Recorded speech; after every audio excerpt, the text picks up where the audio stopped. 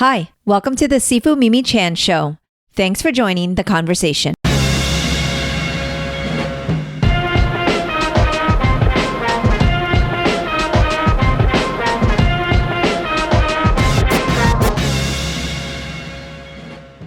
It's not every day you get to speak with a United States Secret Service agent.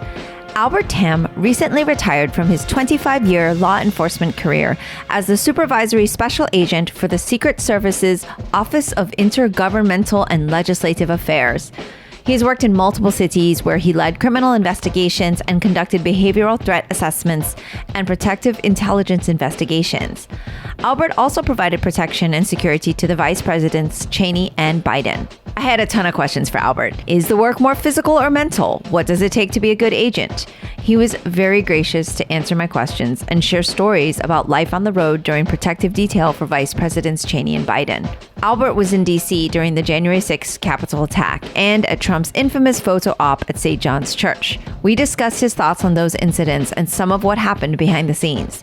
As a reminder, the opinions expressed in this podcast are his own and do not reflect the United States Secret Service. I feel really fortunate to have shared in this insightful conversation with Albert, where he reminded me that at the end of the day, we are all human. As always, if you enjoy my podcast, please rate it on your platform of choice and share it with others. If you would like to support with a donation to help keep this podcast going, you can become a patron of the show by visiting my website or patreon.com/SifuMimiChan. For comments or suggestions, reach out on social media at SifuMimiChan. Now, on with the show. Hello, Al. Thank you so much for joining me on my podcast today. Hi, Sifu Mimi. Such a pleasure to be on with you. Oh my goodness. Well, we've been talking about doing this for a while now, and I'm really excited to have this conversation. And, we were kind of talking a little bit off air and, being that you were in the Secret Service, I do understand maybe there's things that are secret and that you can't talk about. So you just kind of let me know when that happens. But I'm very excited because I've never actually met anyone that was in the Secret Service, and I've never spoken to anybody. Oh, wow, so really? Okay. So you're gonna be my full education on it. Oh, I'll try my best. I hope I don't bore your listeners. Not at all. Just to give our listeners a little bit of a background on you, I know you because your son is a student of mine at my school, and he came in to learn some traditional kung fu because you also have a background in traditional kung fu, and I think it's something that you were kind of looking for, and he's been with us for quite a few years now, so it's been nice. Yeah, I'm so appreciative of that. I don't think you really know how much of an impact you and your family and your school has had on my son, because he just comes home and he never complains when it's class time. And so I'm very appreciative, especially since he goes to a public school. Okay. And he's exposed to so much negative influences. So right. I see Wallam as almost like a buffer, and I'm so grateful that your team, your family, your school has just been such a positive influence on him. Oh, well, thank you so much for that. And I'd love to hear a little bit about your martial background before we get into the Secret Service stuff. Because I think it's, I always think it's wonderful when, parents kind of have more of an idea of what traditional Kung Fu is. And I know that you studied as well. I believe, was it in New York or? Yeah, it was in New York. Although I can't consider myself a martial artist like yourself. I dabbled in it a little, but it's actually a very interesting story. Started off, my dad actually had a friend who did White Crane in New York. And so I dabbled in that very briefly and didn't really like it. But here's the interesting story of how I got into my second style. So I was working security at the Metropolitan Museum in New York, working my way through college. And I guess I got friendly with one of the ladies in the education department. And she was like a former dancer who, I don't know what kind of dance she was doing, but she apparently introduced me to this older Chinese gentleman. This sounds straight like almost like a movie almost. Right. So straight out of Central Casting. Exactly. Very nondescript small, not muscular, Chinese gentleman in his 60s, I believe, at the time. So we got to talking, and then she found out that, I had a little interest in martial arts. So she said, hey, why don't you come to our studio? Just check it out. And why not? So You're very laid back, easygoing. Exactly. So we go to this nondescript studio in New York on Broome Street. Like, again, straight out of a movie. It's like all dark, it's all secretive. You open the door and you walk into the studio. So long story short, he was a sifu of White Eyebrow. And what I didn't know at the time was he was actually a disciple of the famous Zheng Lai-jun. And I didn't know any better. So I decided to, I'll join. $75 a month, Tuesday and Thursdays for a couple hours. But I was totally clueless as to the caliber of martial artist he was. And so basically dabbled for a few years. Looking back, I just totally regret not, getting deeper into it, because he had some pretty substantive knowledge to pass on, which unfortunately passed away. And I was never the recipient of that.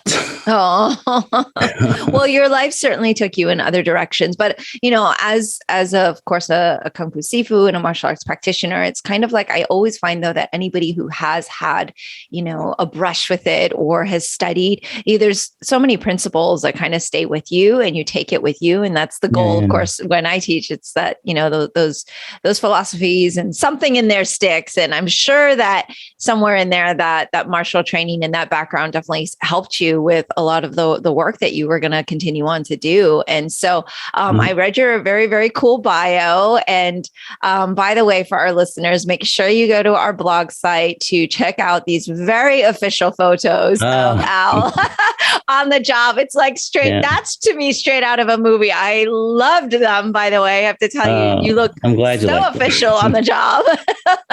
I wasn't sure what kind of photos you want, but they're awesome. They're so legit and awesome. But you started off in law enforcement as a probation officer, and clearly you were working security. Like you said, you always kind of had a draw to that line of work. So, I mean, what was it about that kind of interested you? And, how did you kind of get started? Yeah. So, how stereotypically my mom wanted me to be an engineer. Right. Or a doctor or a lawyer would have been maybe second or third. Exactly. So apparently, I don't know how true this is. My uncle was supposedly this genius engineer, mathematician, electrical engineer. Okay. So the family basically said, okay, you're going to be an engineer. There's no discussion. That's what you're going to do. So okay, I said, okay, that's what I am. And so basically, I didn't do well in engineering school. I went to Northeastern University for 1 year of engineering. And interesting, Dr. Yang Jungming's school was down the block from our university. Okay, yeah. So anyway, went to university for 1 year for engineering, hated it, did so poorly that I just dropped out. And as I just tried to decide what I wanted to do with my life, I saw this interview on Charlie Rose. It was this Secret Service agent that was being interviewed, and he was coming out with a book or something. I said, this is kind of interesting. Let me check this out a little bit more, and started researching the agency a little bit more, and said, hey, this is a pretty cool agency with a really impressive organizational culture, sense of values, very small. So I said, you know what, let me embark on this journey to be a Secret Service agent. And so back in the day, you couldn't just join. You would have to have some kind of work experience. So went off and became a federal probation officer to kind of like bolster my resume. I see. And then 3 years of that, didn't really enjoy it, but I need to have that on my resume to be a little bit more competitive, to be a Secret Service agent. So I see. That's what I did. Yeah. And I'm dying to get to the meat of that type of work. But as a probation officer, I know that I have actually met and spoken to other probation officers in the past. And there's always kind of a lot of stories, even in that career, Yeah. that are often just kind of that stick with you? Are there any that come out in your mind that kind of like maybe prepared you for your future work, or that were just kind of like, that's when you knew like, I didn't enjoy this, perhaps? It was tough. I spent maybe a year and a half in pre-sentence investigations, where all I did was pre-sentence reports for federal judges, Okay. and that was pretty brutal. It's like, if you can imagine doing a never-ending term paper, that's essentially what it was. Just that sounds constantly horrible. writing reports with strict deadlines. So I decided, like, let me try something else, like do the traditional supervisory, probation officer, which I did a year and a half of that. That was brutal too. It was just a caseload of 75 plus probationers / parolees. Okay. And really kind of burnt me out fairly quickly. Yeah. So I knew I didn't want to stay there for too long. So as soon as I thought I was able to bolster my resume, I applied to the Secret Service. Okay. So tell me what that application process is like. Oh, at least during my time, it was a very long process. We had tons and tons of applications to fill out. You had to tell them, or disclose is like the word they like to use, disclose like where you were born, where your relatives are born, whether you've had foreign contacts, or whether you have regular foreign contacts. And then it's almost like a government application on top of a resume, on top of a cover letter. And then once you get past that initial stage, you'd have to take what was known back then as the Treasury Enforcement Agent examination. So basically, it's like a mini, not as hard as the SAT, but it's like a mini SAT. They throw math at you and do word problems and stuff like that. Really? Then, okay. Yeah. And then once you get a qualifying score with that, you get invited for an initial interview where a supervisory agent just has like what we're doing now, like a 5-10 minute conversation, just to see if you would make a good fit for the agency. And then if you pass that hurdle, then you go on to what's called the panel interview, where you have a supervisory agent and 2 senior agents just, sit before you, and they start firing questions away at you, hypotheticals, and what would you do in this situation, or what would you do here, what you would do. Just I don't want to say they were playing with me, but they were just tossing questions out that were Can you give me an example of one of the type of questions that they ask? Because I mean, in the prelim, they just kind of check your personality, or they standard interview business questions. But on this panel, it sounds a little bit more in depth. Yeah, I mean, it depended on, well, now it's much more formalized. They have actually set questions where they would ask, but back then it was a lot less stringent. Depends who you got. Yeah, exactly. I was like praying I didn't get like a really hard ass. Yeah, of course. So I'll pass that stage, and then we went on to the most hated phase that I could think of, the polygraph. Basically, hook you up to the polygraph machine, and they start asking you all sorts of questions, and they try to get you to break, basically. And by the time it's over, you feel like I felt so dirty, and they make you feel like a criminal. Yeah, like, I don't know. Yeah. So like when you're doing your polygraph, I mean, are they because I'm only referencing like movies and TV shows, which is probably way off, but they start with like, are you Albert Tam? And, and then they progress into like other things like, have you ever stolen or something? Yeah. I mean, fortunately, I grew up being scared of everything, so I didn't do anything. I mean, they had no skeletons or criminal path. Yeah. They were really grilling me on the drug portion, because they couldn't believe that I never tried marijuana. And they kept asking you, and they're like, like different ways, and like they were like just putting the screws to me, and like, and then because after the polygraph, I think, if I remember correctly, he said, I didn't believe that you didn't try marijuana or something like that. Right. No, I would also pass that. Yeah. It's funny because I guess they just, I have kind of like a standard, what they know people the parts they don't quote unquote pass, or the parts that they feel like people are gonna, or not fail at, but I guess that they're gonna have trouble with or something. But when they ask you those questions, are they like, again, I only have one reference, which is what I've seen on TV. Is it like aggressive, or is it just like kind of a calm, like question? It's really up to the individual polygrapher. Okay. I mean, I felt pretty pressured, but that's just me, you know. Okay. Okay. So, I mean, it really is the skill of the polygrapher that really can get somebody to confess, or I see. But for me, there was nothing for me to confess. Right.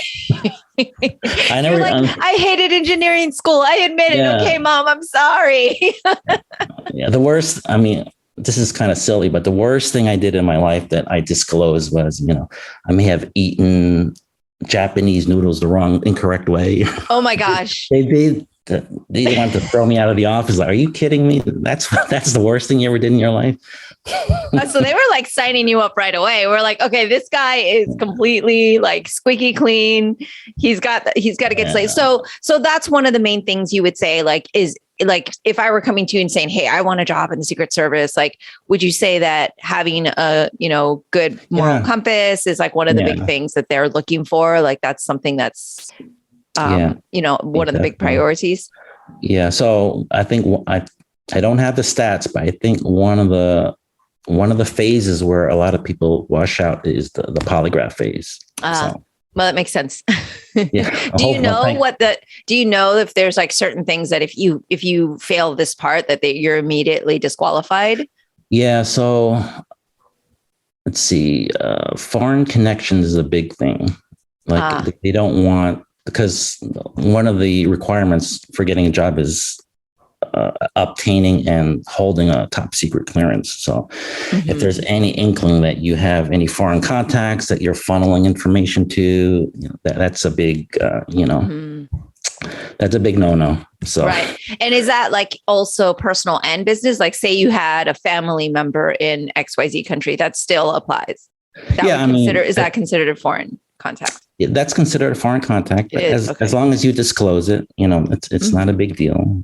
But if you don't disclose it and people seeing you walk out of the Russian embassy or something every other week, it's like, that's kind of like suspicious. Especially right now. Yeah, exactly. Kind of suspicious, isn't it? Like, what are you doing over there? Interestingly, and this is, here we go. I always tangent, but like back in the 80s, we were one of, or the first, to go to the Shaolin Temple as an organization, as a school, as a cultural exchange. And there was a time that my mom and my dad, I believe, got, approached by the FBI as to why they were going to China so frequently. And it wasn't even that frequent. It was like maybe once a year at the most. It wasn't like, every other month or anything. And so, I would say government agencies care about stuff like that. And they are on it, and that's just like a civilian. Right. And so I can imagine trying to maintain, top secret clearance is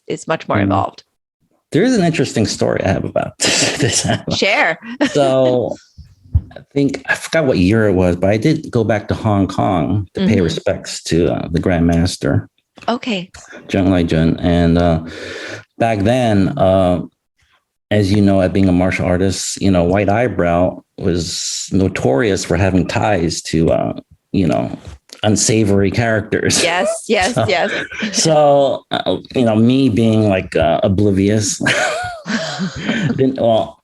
credit to my Sifu. He basically kept me away from all that stuff, knowing that, hey, I was in law enforcement. And then there were a couple of guys in my class who were New York City police officers. So he kept them away from that stuff. But it was interesting. Just being in Hong Kong, he would secretly go to this whatever meeting or reunion and like not invite me and not invite me. Lunch, quote unquote. Yeah, exactly. I felt so slighted until, one of my Hings, like, you idiot.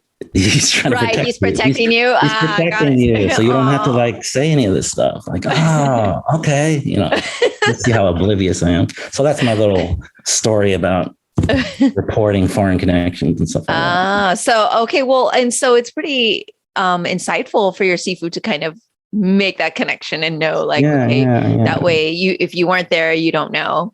Yeah, exactly. You kind of wish you were there, though, right? Now, thinking for back. The stories, for just amazing stories, and I'm sure you and your dad have amazing stories. So again, to tangent, because that's what I do. Is I was just in New York last year, actually, and I reconnected with a kung fu uncle of mine who is Grandmaster Wai Hung of the Fujian Pai, Tiger Claw. Of course, Tiger Claw. Yeah. And he has a lot of stories, as you can exactly, imagine. Right. You know that stuff. And for our listeners who don't know, he's pretty notorious in New York as kind of like the godfather of Chinatown. And I will say, in his senior elderly state, still seems to hold that position and is very well respected, revered, maybe even feared a little bit still, but he's much calmer, but he's got a lot of jail and, stories and a lot of things that went down in the 60s and 70s in New York, Chinatown, for sure.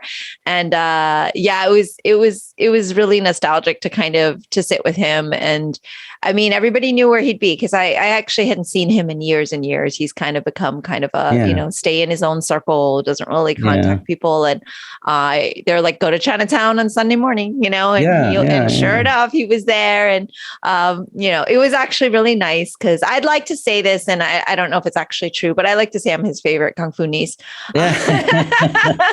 I'm pretty sure you are. I don't know. I will say one of the guys that was hanging out, that's one of his, follows him and goes around with Chinatown with him. He's like, he's never gone to dim sum in years. He doesn't know anybody, and he took you. So that's a pretty big deal. Exactly. I don't know if it's me. I think it's more out of respect for my father and the relationship they had. I mean, they had a huge background, but it is really cool to get the old kung fu master stories the gang wars and the fights and like the meet me on the basketball court at this park at 2 a.m. kind of thing. Like, yes. Yeah. So unfortunately we don't have any of those from your side, from the Hong Kong, circuit, but they do exist. That's why I always say we should have had like a bunch of Sifu Mimi clones. And we could have saved a lot of those arcane, kung fu styles, somehow. I mean, it's just sad to watch them go by the wayside, and all that information lost, all the skills lost, because folks like your dad, the caliber of martial artists, your dad, you're not going to see it. We're not going to see it anymore. Yeah, no, it is true. Unfortunately. It's historic, and it's very, very rare. So you're right. It is really rare, but I'm not quite sure I'm sold on the Sifu Mimi clones, because I feel like one in this world is quite a lot. But oh my God, you would have saved so many styles. But like no nonsense. This is what needs to be done. I appreciate that coming from you. I had a bunch of us were standing in the middle of New York's Chinatown trying to decide where to celebrate whatever for Sifu, and like none of these guys could make a decision. That would drive me crazy. Yeah, exactly. It's like, we need to kind of see a Sifu Mimi type, like, let's go.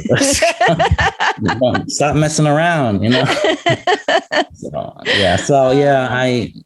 I wistfully think about what could have been if there was a Sifu Mimi for. Oh my gosh, you mean someone really bossy? I see where we're going with this. No, we need somebody like get stuff done. I appreciate that.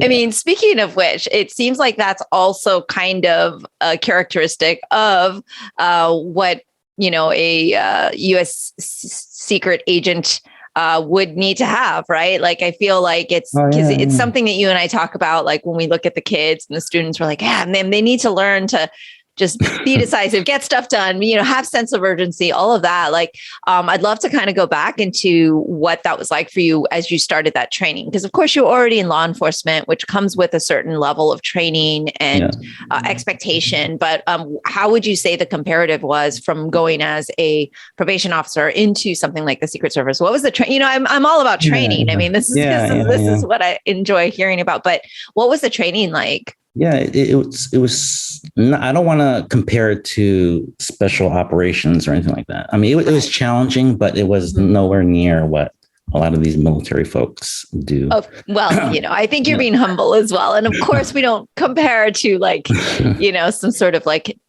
high level special forces, but I mean, clearly there's a lot of responsibility involved. So I'm sure it was rigorous.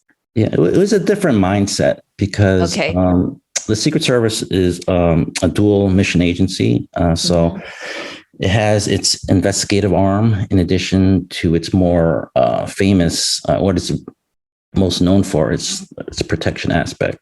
So you definitely have to have a certain type of mindset for it. And the hardest part, I think, is really knowing when to be assertive and knowing when to dial back, because you really have to know how to deal with people and get people to do what you want them to do. And you can't just forcefully 100% of the time do that, especially when you need them and they have all the assets and the logistics that you need. So you have to walk that fine line. So in that respect, I'm not sure if I'm answering your question about how difficult the training was, but you have like the best agents are the ones who know how to kind of manage that. I don't know how you would describe it. You go from being extremely assertive and aggressive and you dial it back down to, being collaborative. Yeah. If that's the right word. So it's hard to go up and down the scale, but that's what you have to do if you want to be a really good agent. Yeah, no, that makes complete sense, because generally speaking, it's kind of like you want your presence to be known, but at the same time, you kind of are that fly on the wall. Like you shouldn't be like, we all know you're standing here, and like you kind of are moving, not in the shadows. That sounds very mysterious, but essentially it's, I mean, from what I can tell now. So do they work with you on things like that in terms of for the training? Like, is there a physical aspect, and then is there like the psych aspect where they're like going through, like the only thing that I know of with my training with kids and coaching, for example, I'm like, oh, we're going to practice coaching now. All right, you guys are going to get up and teach the class and let me see how that goes and evaluate you. Do they put you in scenarios and see how you react? Is that's a great question. They actually do the physical aspects of it. So the shooting part, the control tactics, the so-called interviewing, the actual physical aspects of it, but the more mental aspects, not so much. It's you basically have to learn on the job. Wow. So based on your initial interview, they feel you'll have the skills or the temperament maybe to pick that up. Or you get some veteran agent who's willing to kind of take you under his wing. Okay. So basically, I learned a lot of my stuff watching these old gritty New York City police detectives, old experienced postal inspectors, and how they would deal with people. And you just kind of put that in your little toolbox, like as you progress through your career. And that's how I learned. And but actually at the academy, I can't say they actually spent a lot of time. Interesting. Saying, hey, we're going to teach you how to like deal with people, Right. And you would think, being that that's one of the most important and challenging aspects of the job, that would be kind of this is where, I would come in and be like, here's what I think you all need to be doing. Bossy, I mean, they did do what you said, to put you in scenarios. Okay. What they call attack on principles. So it's more like a physical aspect. Like, okay, we're going to hire a bunch of role players, and then we're going to put like a would-be assassin in the crowd, and you're just going to have to like spot him, or if you him or her, or if you don't spot him or her, you're going to have to react to what he or she does. Right. So in that respect, they'll put us through scenarios, which tests our physical abilities. But I always thought the mental aspect of it was something that they really didn't address as well as they should have or could have.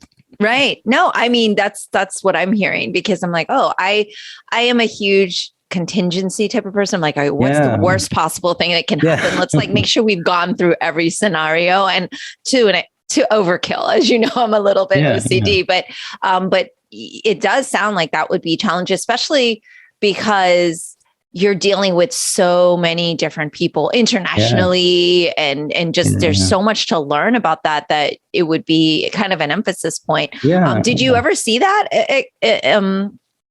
go wrongly because basically there wasn't enough emphasis on that type of training? Like, were you in a scenario where it's like one agent or yourself even like, oh, I didn't handle this the way I could have? And So I think during the I want to say during the campaign season where Donald Trump was doing a lot of stops in Orlando, Florida, I had already developed a relationship with a bunch of people up in the Sanford area where he was doing a lot of his rallies. And for some reason, I was on another assignment, and a temp agent from out of district had to come in to do something. And basically his social skills, I guess, were left a lot to be desired. And he just destroyed all the relationships I had made because of the way he was, how he presented himself, how he came up with the security plan, and how he interacted with all the various entities that needed to be, put on board. So, I mean, in that respect, it's sad, you just watch all of the relationships that you made just go down the tube. And then you have to, because I was at one point assigned to the Orlando field office, I had to basically fix things that this person, destroyed. Yeah. Oh, and that must be really frustrating because there's safety involved, right? It's a matter of that, as well as like just the ease of efficiency of work and all of those different things. And relationships take so long to build, but very quick to destroy. It's interesting. You're developing relationships with the local police departments, the local population, the local in Sanford, they have their own little airport authority that they have. So I mean, it can get frustrating when you take so much time to develop those relationships and it goes away overnight because this person couldn't figure out or never figure it out. Like, hey, this is probably not the way you do this. Yeah. And you've worked all over. So you've worked in the New York field office, you've worked at headquarters in Washington, and of course, Orlando. Talk to me a little bit about the scope of all the different things that you've had to do in all those various places. Oh, okay. So in New York, one of the largest field offices for the Secret Service, typically when an agent starts his or her career, we spend anywhere between depending on the needs of the agency, we spend anywhere between 6 to 7 years in our first field office, where we engage in criminal investigations, which involve investigating counterfeiting, credit card fraud, bank fraud. And then if we're not doing that, we also investigate threats directed toward the president, vice president, and anybody who we might protect. So in that respect, we when we're in our field office assignments, we're doing all of those types of investigations. And then after that period is over, we are given the option of relocating to Washington, D.C., where we do what we're known for, protection full time. So in my case, I was selected to go on the vice president's detail. So basically I was doing protection 24/7. And we do that for maybe 4 years. And then we kind of transition either back to the field and do criminal investigations again, or we transition to our headquarters divisions, where we kind of, I guess, add to our resume and bid for promotions. I see. So, okay, when you're on detail of like vice presidency, so that's like what we see in the line of fire, right? Where you're following them around. You're like, you're like making sure there's no assassins in the crowd. That's like kind of what people think of when they think of a Secret Service agent, right? That's like kind of your typical role, I guess you could say. That's what everybody thinks of when they think of Clint Eastwood running along. Yeah, hence your photos. I'm like, oh my gosh, this is awesome. It's straight out of a movie. I love it. I love it. Yeah. But I mean, it sounds like the entire scope of the job is so wide that there's so much more to that. Would you say though that being on the detail like that, like protecting, is more stressful than other aspects of the job? Like, where does that lie in what you consider to be like the ranks of promotion? Is that a very high Yeah. end type of Yeah. position, So or? protection is physically grinding and Yeah. emotionally grinding because you're changing shifts almost every 2 weeks. So because we provide protection 24/7 to our folks, you always have to have somebody on duty. So you have what we used to do. We would have 2 weeks where our agents would be on day shifts, and then we rotate into the next 2 weeks, which is the afternoon shifts. And then after that, we rotate into my most hated shift, the midnight shift, where you come in at midnight and you do like 10 p.m. to 6 a.m. the next morning. There's physically grinding. And then, once it's a constant rotation of shifts, and that really does a number on your body, your sleep schedules, and you can never plan on anything. I miss so many birthdays, I miss so many holidays. So it's physically grinding compared to field office work, where it's more of a traditional, 9 to 5 type, even though it's not really 9 to 5. Right. But it's less physically demanding in the field than, say, if you're doing protection full time. Yeah. But then again, I'm sorry. No, keep going. And that also depends on the person you're protecting. So if you have somebody who likes to travel a lot, okay, then you're always tired. Versus if you have somebody who doesn't like to travel, then you're basically like always kind of, you're always chilling somewhere. So that's for example, So for example, Melania Trump was notorious for not wanting to travel at all. So the agents on her detail would really not be doing much. They're like hanging out. Yeah. So she would always be, inside, doing her thing, doing whatever she's doing, Right. Which as a Secret Service, it's kind of a nice thing, I guess you could say, because it's the threat level's lower because you're not out in crowds, you're not out in the public as much. Whereas I know you did Vice Presidents Cheney and Biden, who I'm sure were, from my recollection anyway, there was always events and always things happening. The scope of the job was that they had to be out and about, right? And so that must have been pretty intense for you. Yeah,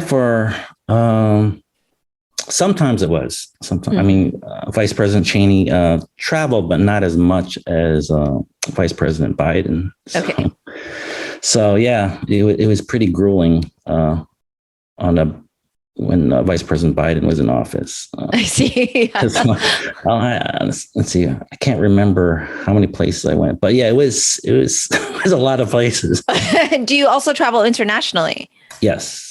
Oh. So I did go to South Africa with President Biden. I think Nigeria. And when you go to these places, do you ever get like downtime? Like, oh, I'm going to go take the day to tour, tour things, or is it strictly business? No, actually, there is some downtime. So there it is. Okay. A lot of people enjoy those international trips because they get them on their off shift. They get to either sightsee or whatever. Luckily, if they spend a lot of time in country, if it's one of those in and out type of trips, there's not a whole lot of sightseeing to do unless you want to forego sleep. And which I'm guessing you didn't or don't. No, I really like my sleep. I felt that about you. I really like that you're kind of routine and you enjoy your sleep, but I mean, and also to function well on the job. Yeah, it's kind of necessary. Yeah. I still get criticized. I think we were in Moscow, and I think I slept through most of that trip. I think my friends wanted to go to Red Square or something. I said, nah, I need to go. I need to go to sleep. I love that. And did you get to fly like on Air Force One or on the special planes, or do you guys have to fly? Air Force Two. Air Force Two, right? Of course. Sorry, yeah. Yeah, and it was pretty cool. Yeah, it's not like flying commercial. You get a lot of leg room. Get a lot of leg room. Right, you can walk around. Although we did have to pay for our meals. The Air Force charged us, really? however amount for the food. But I thought they would give it to us on the arm, but no. How was the food? Actually, not too bad. Especially when you're hungry. Interested in food, so. Especially, I'm a foodie too. I love it. That's right. You cook as well. We could talk about that. I try. Yeah. Oh my gosh. Well, I don't know. Your family says they're really happy you're home because you're cooking all the time. So. Yeah, and it doesn't look good, but it tastes okay. Well, that's what matters most. That's what matters most. But I heard you're quite the cook, though. I heard you're quite the chef. I am. It's my OCD. Everything I do has to be to the nth degree. Wow. So. Yeah. That's awesome. Yes. So we'll have to dine together one day. Yes, and then we can do our foodie thing. We'll have a lunch. But yeah.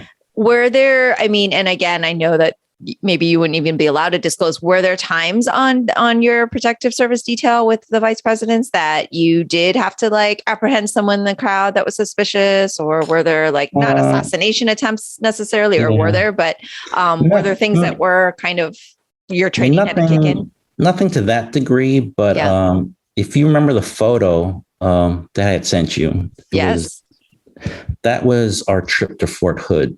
And he was doing a speech there. And after his speech, we do what's normally called a rope line. So basically he walks to the crowd and he starts, shaking hands. And thankfully nothing happened. But as we were doing the rope line, most people, they're happy. They're reaching their hands out. They're showing you your hands, so they know they're not a threat. And they're happy. They're saying, hello, Mr. Vice President, this and that. And then you come across this one dude with just like blank dead eyes. And you go, really? That's straight out going through your mind, really? Oh my gosh. I think you're probably the chillest Secret Service agent. No, but as you can see, like we try to wear our glasses, our sunglasses. Yes. And so interestingly, and I'm not saying we do this deliberately, but it's almost as if you want them to think that you're actually staring at them, even though you may not be. But in this case, I was. I mean, hopefully, once they get a sense that somebody's onto them or whatever. I'm not saying that this person had a weapon by any means, because it was a mag crowd, but you never know. So we did the rope line and come across this one person that with those dead eyes, and you go like, oh, man, like what's his deal, And you just pray as you're finishing the rope line, like, okay, like he just stays put and nothing happens. So that's one of the few times where you kind of get the the spidey senses. Yeah, on the ears. I'm like, oh, like really, like. You couldn't pick another day to like show up. Someone else's shift. Yeah, exactly. Yeah. So again, luckily nothing happened. Thank God. Right. But sometimes just that eye contact, or just that notice of like, if they know they're being checked on, like sometimes that prevents things too. Like you just don't even know. And that's what happened. And that's what happened when they interviewed John Hinckley after he had shot President Reagan. Like he was stalking Jimmy Carter for a while. And then I think he decided not to do something because he thought a Secret Service agent had looked him in the eye. Looking at him. Okay. So we never know like what. No, it's true. I mean, and just even having your presence there, right, is a big part of it. Are there usually more Secret Service that aren't visual, like in the crowds and stuff like that are less like I guess kind of undercover? Like, because you all who are doing the detail, it's very clear. You're standing there, you get the earpiece, you get the whole look. Is there usually more stuff going on at things like that? In the protective bubble, there are all these layers of security. So, at least on the vice presidential and protection level and presidential levels, you have like all these multiple layers of security. So the possibility of like that lone assassin is probably a lot less than if we were on the campaign trail with a nominee who's less well known. So okay, because there's less layers and less right, because we don't have obviously the assets, and plus they're not as well. Plus they're not really, well, they are considered protectees of the Secret Service, but it's just so early on in the election cycle that you can't give them like the full complement of assets that we would normally give a vice president or a president.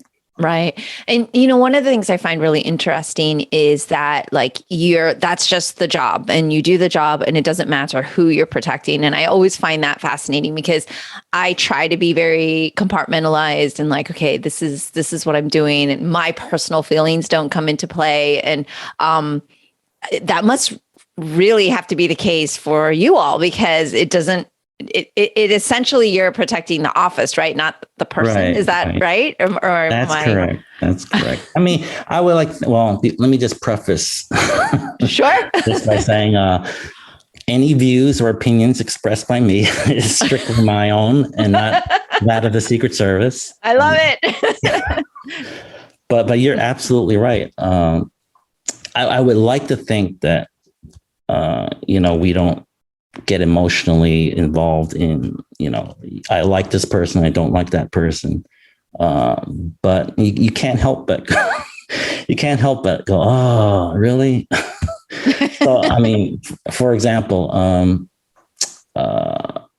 during the height of this civil unrest in Washington, D.C. Yeah. The president decided he was going to do that walk across the street to the church, and I was there. Yes, I was there, and like you just think like, really, like this is just not a good idea. Like, but again, we're there to protect the president. Like, we can't decide like, well, this is not a good idea, so I'm not going to do it. Right. But it was just after it was all over, you start thinking like, man, that was not a good decision. Yeah. For him to make. It really put us in a bad spot. And so, yeah. But what people don't realize, I mean, these folks are, well, I'm not talking about President Trump. I'm just saying the protectees in general are, they're human beings, They have they have their up days, their down days. I remember when, Vice President Cheney wasn't so popular, and every time we would move him from the vice president's residence to the White House to start his day, you would see as our motorcade was screaming through DC, you would see these people with their infants or their toddlers just giving us the finger, giving him the finger, and for some reason it got under my skin because, like, really, you're behaving like that in front of your child. Whether you agree or disagree with this person's policies, I mean, anyway. But I say that to say, whether you like him or hate him, I mean, he's just a human being, like all of us. I mean, I actually like the guy. I mean, I like Vice President Biden too. They're all again, they're just human, just like us. They may have different political views, but yeah. I mean, I feel like that's just something you couldn't actually function in your job if you weren't able to do that. If you weren't able to say, hey, I'm going to go with this as a human, and whether they're voting or, these policies, et cetera, like, it doesn't really matter what you believe or what your tendencies are. Right. Like, and I would have a huge issue with that. Like, I will give you my small window of, recently I'm working on this AAPI history bill. And of course it didn't go through this year, and we're still going to pursue for next year. This is just how it goes. But it's the first time I was in Tallahassee, in the Florida capital. And it was really difficult to have conversations with people that I knew we didn't align with so many other things, knowing that I do have a common goal that I need to get done, and I need these people to be on board with, because they're the House of Representatives and Senators, right? Like, it doesn't get done unless I'm able to make it work. And very difficult, because obviously, listeners, everyone knows I'm very progressive. I have a lot of social justice work that I'm passionate about. And so it's very hard to sit across from someone that is just radically different in their thinking. Right.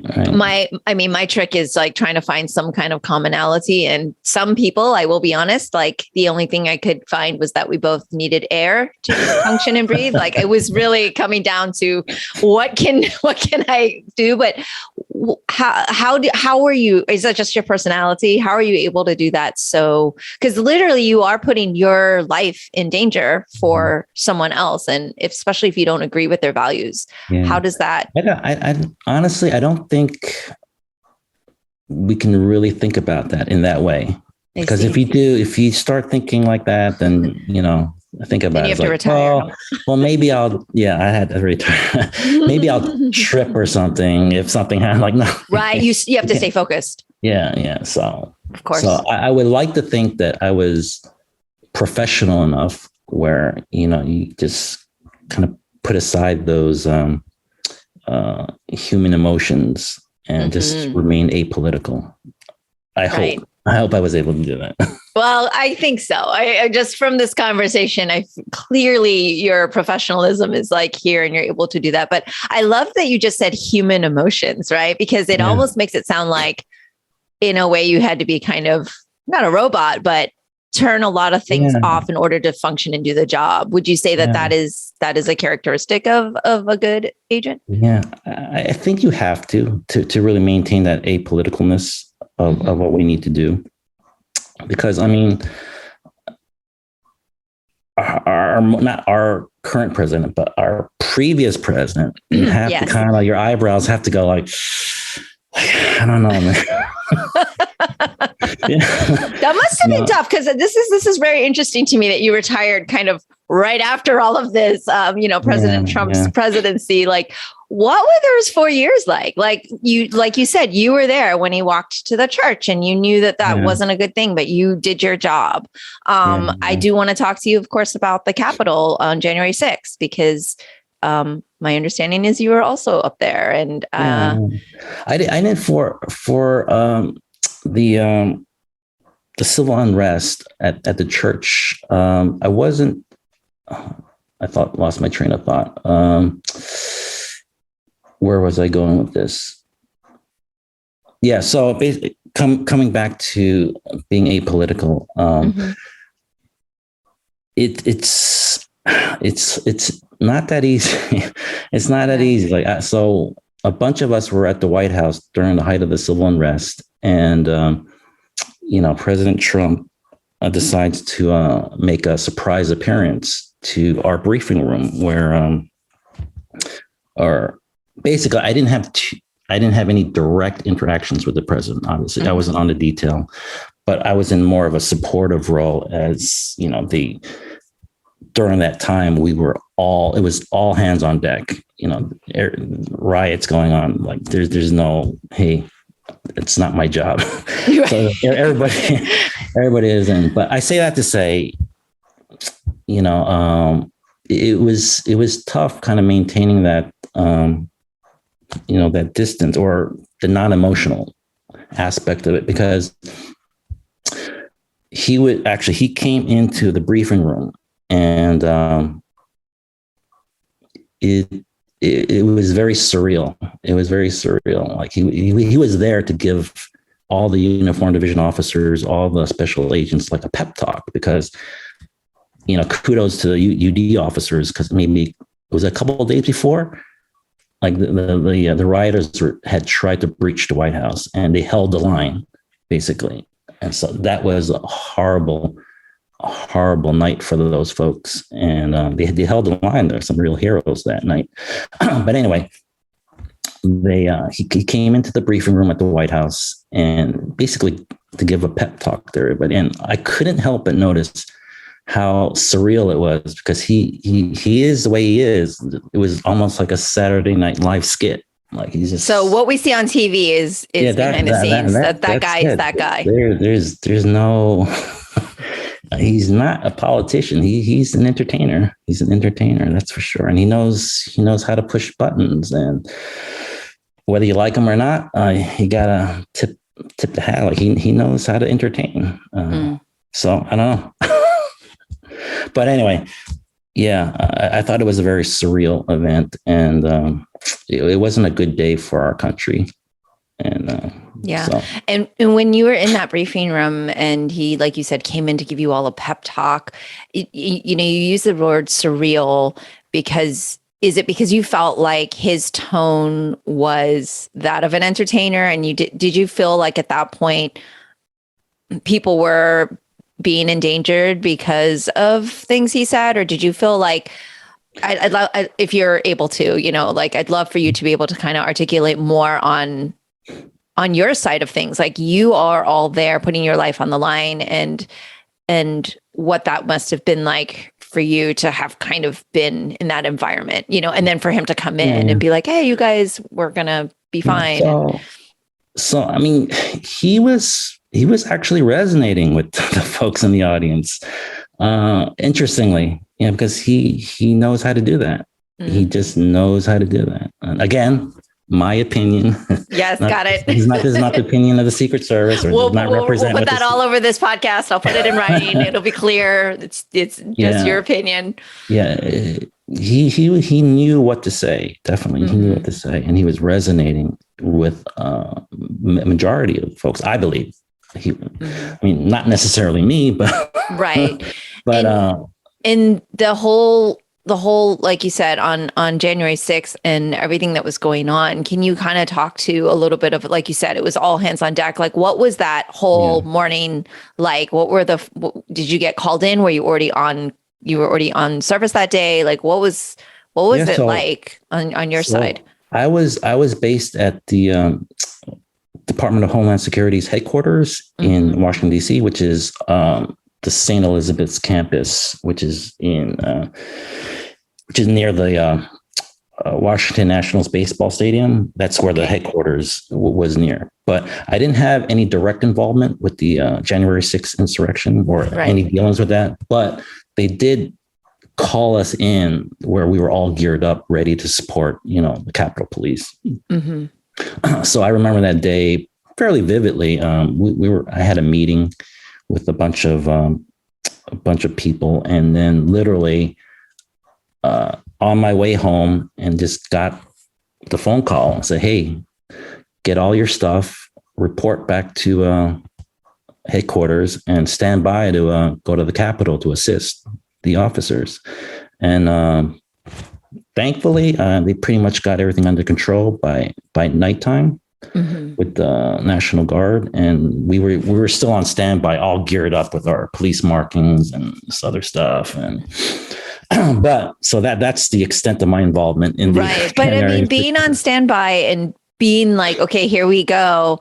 Yeah. What was going through your mind, or are you that again just kind of focused on like, here's my task? I mean, literally knowing also you're like, I'm about to be retired. Like, why am I here right now? Yeah, it was bizarre because during the civil unrest, you have rioters on one side of the spectrum, just screaming all sorts of vile names at you, throwing stuff at you. Et cetera. And then now January 6th insurrection, you're going on the other side of the spectrum where you see them just disrespecting law enforcement, and you just can't make this stuff up. Like is this, you have to ask yourself, is this world gone crazy? So wasn't in danger the way a lot of these Capitol Police officers were, of course, but I don't know. We were all standing by to support our brethren there. So. Yeah, of course. And looking back at that day, and it'll be the last question about this, but looking back at that day, I mean, do you really feel like it has gotten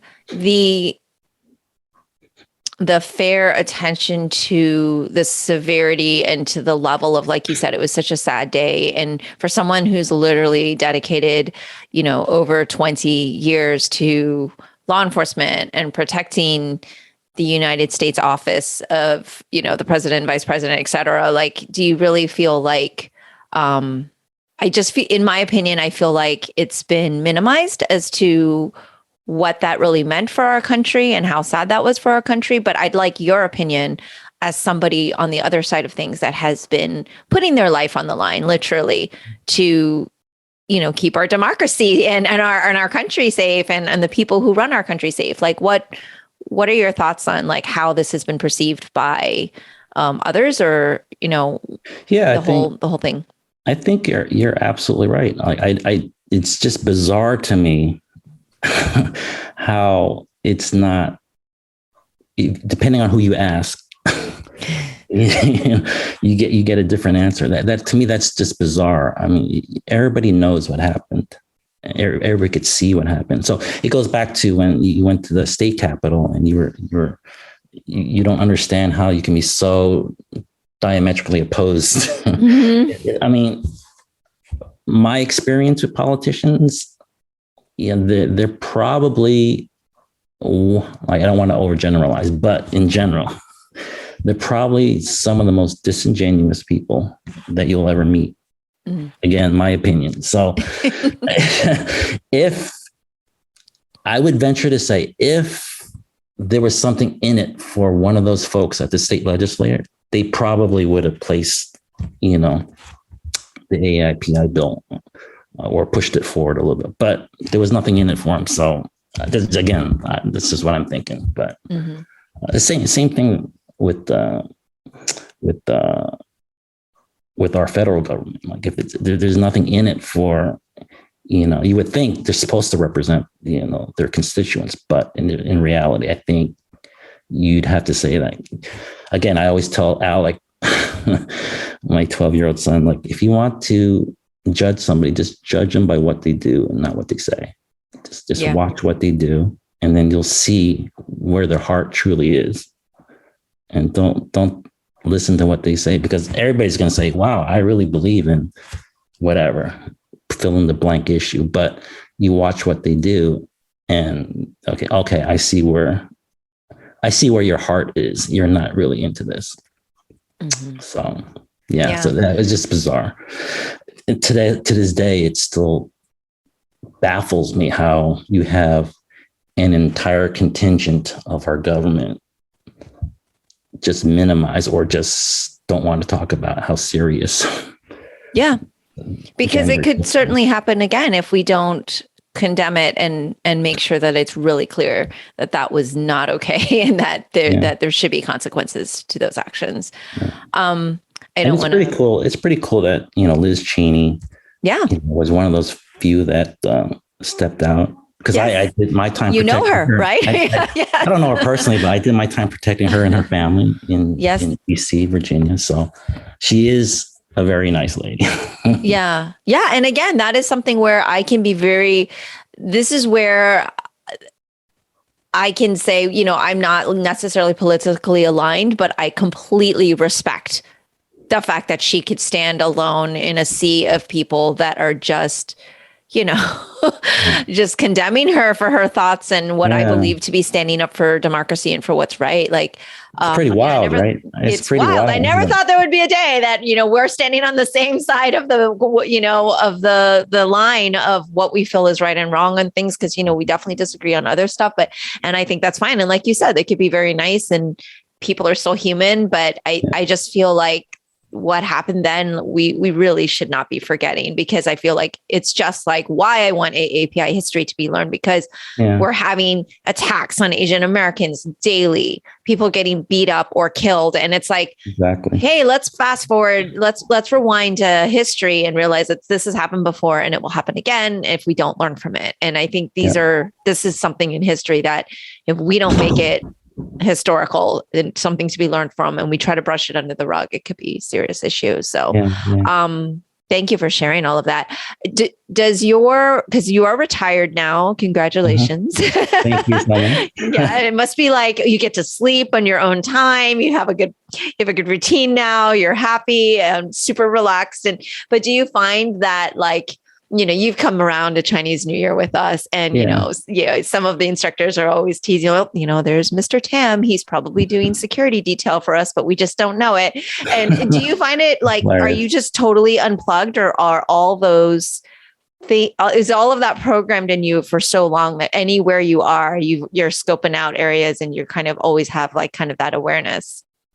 That's an interesting question. I never really thought about that. I think maybe on a subconscious level, I may be, because, when you guys are performing, I'm basically looking for somebody on the outer perimeter that may be coming at you.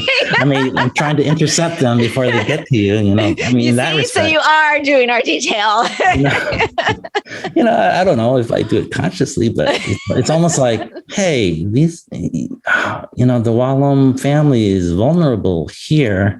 So let me just walk over here. I love it. I love it. I love it. So, it is hard to turn it off though, right? Yeah, for the most part. But since I've retired, I focused on really trying to do for Alec, only because the educational system here, it leaves a lot to be desired. Yes, there are a lot of gaps that I'm trying to fill. So a lot of what I'm trying to fill, a lot of my time is spent trying to fill the gaps for Alec's education. Which I'm not even like a professional educator, so I don't know what I'm doing. I'm just trying to fill the gaps.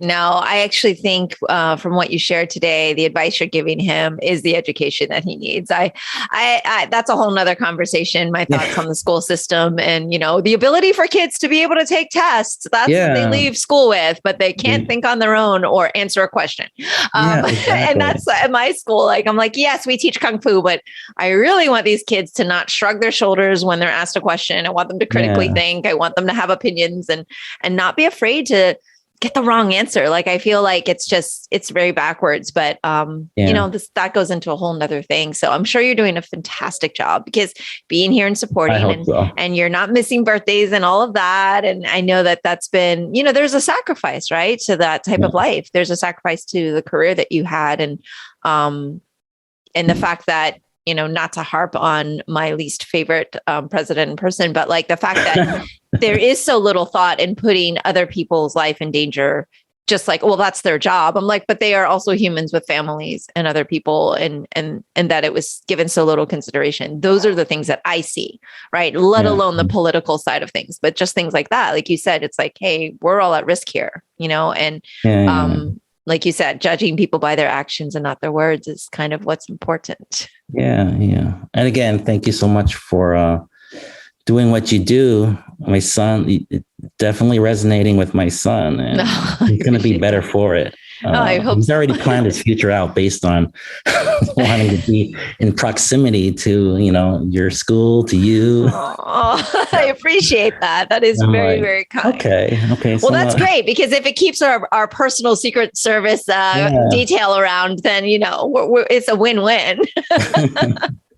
Well, is there anything else that you wanted to share kind of about that line of work, maybe stereotypes about it, or anything that you think that would be interesting for our listeners to learn before we wrap up?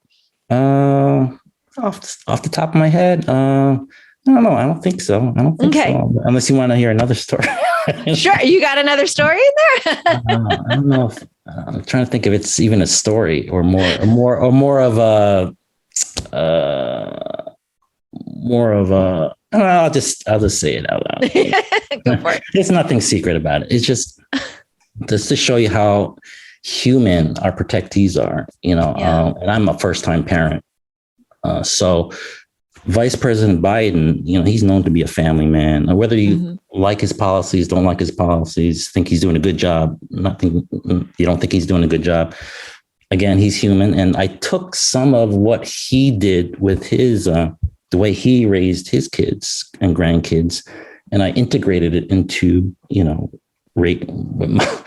my son when I'm taking care of my son. So basically this is the gist of it. So for him, his thing was anytime somebody like a child, son, grandson comes to him or wants his attention, you drop what you do and you just pay attention to them. So I adopted that and I integrated it into how I raise Alec, and it's worked out fairly well so far. But it just goes to show you, like, all these protectees that we were involved in, they're humans, and they have their pluses and minuses, and to me, it's not good or bad. It's just they're just human. Same thing with Vice President Cheney, but. Nice. I do appreciate that window into a reminder, because I do think it's important, because I could just be angry all day at certain things. And I think it's much better to just kind of embrace humanity and focus on the positive stuff. So I appreciate that aspect of it. Because I know that I can tend to get very, very frustrated. And that reminder that we are all human and that we all do want the same things in life is to protect our families, to be happy and, to thrive and everything, I think is an important lesson. So, Al, I really appreciate your time today. And maybe you'll come back and share more stories with me. Yeah, this was a lot of fun. And I'm sure I didn't get to counterfeiting and cybercrime. So, I don't know how exciting that is, but you're like, not so much. wasn't my forte in the service. All good. Well, thank you so much. It was a pleasure to talk to you, and hopefully we'll talk again soon. It was a pleasure. Thank you so much for having me. That's all for today's episode. Thanks for listening to the Sifu Mimi Chan Show. Please subscribe and rate my podcast on your platform of choice and leave a review. You can become a patron of the show at patreon.com/SifuMimiChan to help keep this podcast going. Follow me and interact on social media at Sifu Mimi Chan on Instagram, Twitter, or Facebook.